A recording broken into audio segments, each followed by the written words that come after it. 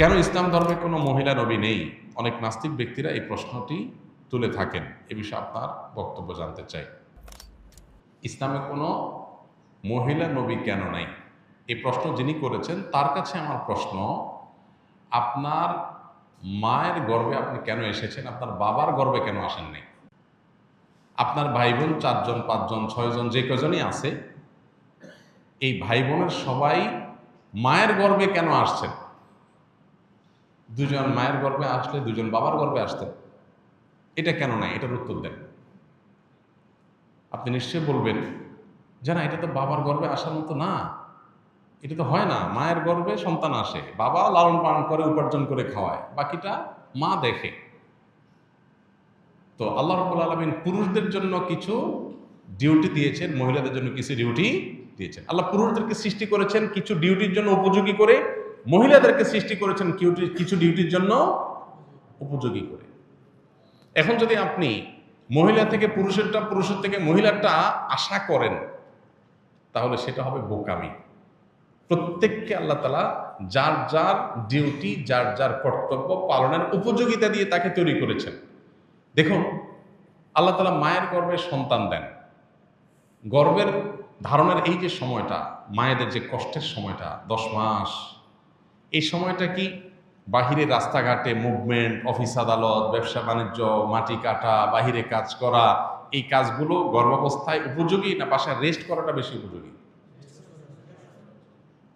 ওকে, সন্তান জন্মের পর 2 বছর পর্যন্ত সন্তানের রিজিকের ব্যবস্থা, সন্তানের সবচেয়ে পৃথিবীতে সবচেয়ে উপকারী খাবার দুগ্ধপোষ্য শিশুর মায়ের বুকের দুধ। এর চাইতে উত্তম বা এর সমকক্ষ কোনো খাবার পৃথিবীতে আল্লাহ আর রাখেন নাই। এই খাবার দিয়েছেন আল্লাহ তাআলা মায়ের বক্ষে। তাহলে 2 বছর ধরে সন্তানকে দুধ পান করাইতে হবে, সেটা তো সকাল দুপুর রাত 3 বেলা, নাকি? 3 বেলা না খাওয়াইতে হয় সন্তানকে? কত বেলা খাওয়াইতে হয়? অগণিত বেলা। সকাল থেকে রাত পর্যন্ত কতবার খাওয়াইতে হয় তার কোনো ঠিক ঠিকানা। ওর যখন ক্ষুধা লাগবে তখন সে কেঁদে উঠবে। সেটা হতে পারে রাত 2টা, হতে পারে সকাল 10টা। ঠিক না ভাই? ঠিক। তাহলে সারাদিন রাতে যে কোনো সময় সন্তানকে দুধ খাওয়াতে হবে। এটার জন্য উপযোগী কি অফিসের চেয়ার নাকি বাসা বাড়ি? আল্লাহ তাআলা নারীর বডি স্ট্রাকচারের মধ্যে যেসব জিনিসগুলো দিয়ে দিয়েছেন, সেখানে কিন্তু ইন্ডিকেশন আছে যে তার কর্মস্থল কোথায় হবে, তিনি তার ডিউটিটা কোত্থেকে পালন করবেন। এখন আপনি যদি তাকে ওই জায়গা থেকে বের করে ভিন্ন জায়গায় তার ডিউটিটা সেট করার চেষ্টা করেন, তখন পৃথিবী, তার সিস্টেম মুখ থুবড়ে পড়ে যাবে। আজকে পৃথিবীর উন্নত দেশগুলোর মুখ থুবড়ে পড়ে গেছে। সেগুলোতে সন্তান জন্মের হার কমতে কমতে এমন কমছে যে সেখানে এখন প্রণোদনা দিয়ে, টাকা পয়সা দিয়ে সন্তান জন্মের হারকে স্বাভাবিক করার কোনো পথ তারা খুঁজে পাচ্ছে না। কারণ ওই যে আল্লাহর সিস্টেমকে পরিবর্তন করে ফেলেছে, এখন তার কুফল ভোগ করতেছে। সন্তান জন্ম দেওয়ার প্রবণতা মানুষ হারাই ফেলছে। এখন টাকা পয়সা দিয়া লক্ষ লক্ষ কোটি কোটি টাকা, million million billion billion budget দিয়াও মানুষের মধ্যে সন্তান জন্মের সেই স্বভাবজাত প্রবণতা ফেরাতে পারছে না। প্রত্যেকটা দেশ সাফার করছে, প্রত্যেকটা দেশ। আপনি উন্নত দেশগুলো যদি অ্যানালাইসিস করেন, দেখবেন প্রায় প্রত্যেকটা দেশ সন্তান জন্ম দিয়েছেন, সরকার আপনাকে টাকা দিবে। একটা হয়েছে দিবে, 2টা হয়েছে আরো বেশি দিবে, 3টা হলে আরো বেশি দিবে, তারপর সন্তান হচ্ছে না। বাহির থেকে রিফিউজিদেরকে এনে দেশ চালাইতে হচ্ছে, কারণ নিজের দেশের বাচ্চা সেভাবে জন্ম নিচ্ছে না। ভাইরা আমার, গরিব দেশগুলো থেকে শ্রমিক হিসাবে মানুষকে এনে বা ছাত্র হিসাবে ভিসা দিয়ে নিয়ে তারপরে তাদেরকে মাইগ্রেট করে নিজের দেশে নাগরিকত্ব দিতে হচ্ছে, কারণ দেশ চালানোর জন্য নিজের দেশে সেরকম লোক তৈরি হচ্ছে না। আল্লাহর সিস্টেমকে পরিবর্তন করতে গিয়ে পৃথিবী বহুবিধ চ্যালেঞ্জের মুখোমুখি হয়েছে, আরো হবে। বিধায় কেন আল্লাহ তাআলা পুরুষদেরকে নবী বানিয়েছেন? নবীদের কাজটা বাহিরে না ভেতরে? শুধু কি বাহিরে? তাদের কাজটা চ্যালেঞ্জিং, মহা চ্যালেঞ্জিং, তাই না? কোথাও শত্রুর সাথে লড়াই করতে হবে, কোথাও তাকে যুদ্ধ সংগ্রাম করতে হবে, কোথাও বাধার মুখোমুখি হইতে হবে, কোথাও জুলুমের শিকার হইতে হবে, কোথাও ফিজিক্যাল অ্যাটাকের শিকার হইতে হবে। এগুলো কি একজন নারীর জন্য সহ্য করাটা খুব বেশি উপযোগী? তাহলে হ্যাঁ, নারী অনেক কিছুই করতে পারে, আল্লাহ তাআলা তাকে অনেক ক্ষমতা দিয়েছেন। দেখুন, যে পুরুষ বীর হবে নারী তাকে জন্ম দিবে, এর চেয়ে বড় গৌরবের বিষয় কি? যে পুরুষ বীর হবে নারী তাকে গড়ে তুলবে, বীরের মা হবে, এর চেয়ে বড় মর্যাদার বিষয় কি? মর্যাদা দেওয়ার নাম করে আমরা এখন যা করছি এটা পৃথিবীকে পশ্চাদমুখী করবে। যেটাকে আমরা অগ্রগতির মাধ্যম মনে করছি সেটা আসলে আমাদেরকে পেছনের দিকে নিয়ে যাবে। বিদায় বিষয়ে আমাদেরকে সতর্ক হতে হবে, সচেতন হতে হবে। আল্লাহ রাব্বুল আলামিন যাকে দিয়ে যে কাজ নিতে চান তাকে সেইভাবে তৈরি করেছেন। আপনি এটাকে উল্টাতে চাইলে সেটা হবে না। অতএব আল্লাহ তাআলা কেন পুরুষদেরকেই শুধু নবী বানিয়েছেন, মেয়েদেরকে কেন নবী বানান না, এর মধ্যে এটার উত্তর আছে। আল্লাহ আমাদেরকে বোঝার তৌফিক দান করুন। আমার বয়স 19 বছর। আমি ছোট থেকে নানু নানার সাথে থাকি, আমার মা বাবার সাথে থাকি না, কিন্তু মা বাবার সাথে কথা হয়, দেখা হয়। এখন আমার প্রশ্ন, আমার নানা নানু অসুস্থ হলে আমার খুব খারাপ লাগে, কিন্তু মা বাবার ক্ষেত্রে খারাপ লাগে না, টেনশন হয় না। এখন আমার মাঝে মধ্যে মনে হয় আমি সন্তান হিসেবে কুসন্তান হয়ে গেছি নাকি। সন্দেহাতীতভাবে এটা খারাপ জিনিস যে আপনার মা বাবার অসুস্থতা আপনার কষ্ট হয় না, কারণ আপনি তাদের সাথে থাকেন না, মায়া তৈরি হয়নি।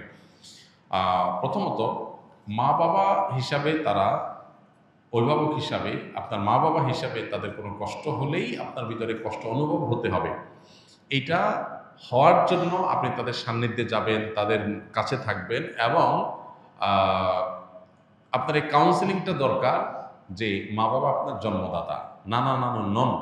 অতএব দুনিয়াতে আসছেন তাদের উসিলায়, তাদের মাধ্যমে, নাহলে দুনিয়ার আলোই দেখতেন না। বিধায় তাদের প্রতি আপনার কর্তব্য আছে, সেই কর্তব্যটা আপনাকে পালন করতে হবে। এটার জন্য প্রয়োজনে তাদের সাথে থাকবেন, তাদেরকে ধারণ করবেন, বোঝার চেষ্টা করবেন, তাদের অবদানটাকে অনুভব করার চেষ্টা করবেন, তাহলে ইনশাআল্লাহ দায়িত্ববোধটা জাগ্রত হবে। আমরা অনেকেই আছে যে মা বাবার কাছ থেকে দূরে কোনো কারণে, পারিবারিক নানান কলহ ইত্যাদি হয়, ছোটবেলা থেকে আর দূরে থাকতে থাকতে মা বাবার প্রতি সে রেসপন্সিবিলিটি তৈরি হয় না। মানুষ হিসাবে আমি দুনিয়াতে আসছি কার মাধ্যমে? তার কথা স্মরণ হওয়া, তার সুখে দুঃখে তার শুভাকাঙ্ক্ষী হওয়া এবং তাদের কল্যাণ কামনা করা, এটা আমাদের একেবারে সৃষ্টিগতভাবে আমাদের মধ্যে চলে আসা উচিত। এবং এটা না আসলে প্রয়োজনে কাউন্সিলিং এবং মোটিভেশন নেওয়া দরকার। মানুষ জাতিকে কি আল্লাহ নিজ হাতে তৈরি করেছেন? যদি করেও থাকেন তাহলে একজন মানুষকে তৈরি করতে কত সময় লেগেছে? কেননা একজন বক্তা দাবি করেছে ওনার তরিকার আরেক বক্তাকে তৈরি করতে নাকি আল্লাহ 30 বছর সময় লেগেছে। নাউযুবিল্লাহ। ইন্নামা আরাদা শাইআন আইয়াকুলা লাহু কুন ফায়াকুন। আল্লাহ রাব্বুল আলামিন বলেছেন, আল্লাহ যখন কোনো জিনিস সৃষ্টি করতে চান তখন আল্লাহ বলেন হও, হয়ে যায়। আল্লাহ শুধু কুন বলেন, কুন মানে হও, হয়ে যায়। গোটা সৃষ্টি জগৎ তৈরি করা আল্লাহর জন্য মানে এক কুন বলার সময়ের ব্যাপার, তাই না? আল্লাহ যা চান সেটাই হয়ে যায়। এরপর আল্লাহ তাআলা এই নবমণ্ডল এবং ভূমণ্ডল, এই মহা সৃষ্টি আল্লাহ তাআলা সৃষ্টি করেছেন 6 দিনে। যেটা আল্লাহ তাআলা কোন বললে হয়ে যেটা 6 দিনে কেন করেছেন, এটা নিয়ে অনেক আলাপ আছে। আল্লাহ তাআলা আগে একটা সৃষ্টি করেছেন, পরে একটা সৃষ্টি করেছেন। এখানে মানুষকে কাজের ধারাবাহিকতা, প্রত্যেকটা কাজ করার ক্ষেত্রে একটা সিস্টেমিক্যাল ওয়ে অবলম্বন করা, একটা ধারাবাহিকতা মেনটেন করা, কোনটা আগে কোনটা পরে, সে শৃঙ্খলা রক্ষা করে কাজ করা, এটার শিক্ষা দেওয়ার জন্য আল্লাহ তাআলা এই সময় নিয়েছেন। কিন্তু আল্লাহ তাআলার সময়ের প্রয়োজন নাই। যেখানে কোরআনে আল্লাহ তাআলা বলেছেন যে এই মহাসৃষ্টি নবমণ্ডল ভূমণ্ডল সৃষ্টি করেছেন আল্লাহ তাআলা 6 দিনে, সেখানে এক বক্তা সৃষ্টি করছে আল্লাহ 30 বছর লাগছে। আল্লাহর শানে এ ধরনের কথা বলা ঈমান যাওয়ার মতো বেয়াদবি, ভয়ঙ্কর কথা। যে আল্লাহর 30 বছর লাগছে, মানে উনি এত বড় হয়ে গেছে, ওনারা বানাইতে আল্লাহর 30 বছর লাগছে, নাউযুবিল্লাহ।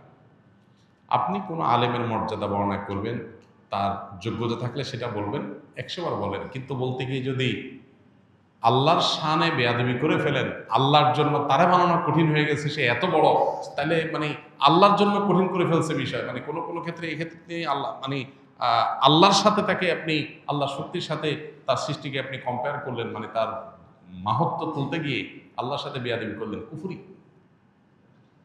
কুফরি কথা, এই ধরনের কথা। আল্লাহ তাআলা আমাদেরকে হেদায়েত দান করুন।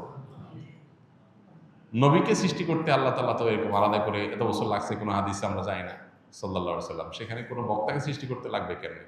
আর আলাদা আলাদা করে আল্লাহ তো একজন একজন করে সৃষ্টি করেন নাই। আল্লাহ সৃষ্টি করেছেন আদম এবং হাওয়া, তাদের থেকে বাকি সব মানুষ সৃষ্টি করেছেন। আর সকল সৃষ্টি যত মানুষ কিয়ামত পর্যন্ত আসবে তাদের সবাইকে আল্লাহ তাআলা একসাথে আদম আলাইহিস সালামের পিঠে আল্লাহ তাআলা দিয়েছেন, হাদিসে রয়েছে। এগুলো সবগুলো আল্লাহর জন্য একটা কুন বলার ব্যাপার। অতএব এই কথাগুলো ভ্রান্ত কথা। আসুন্নাহ ফাউন্ডেশন, উম্মার স্বার্থে সুন্নাহর সাথে।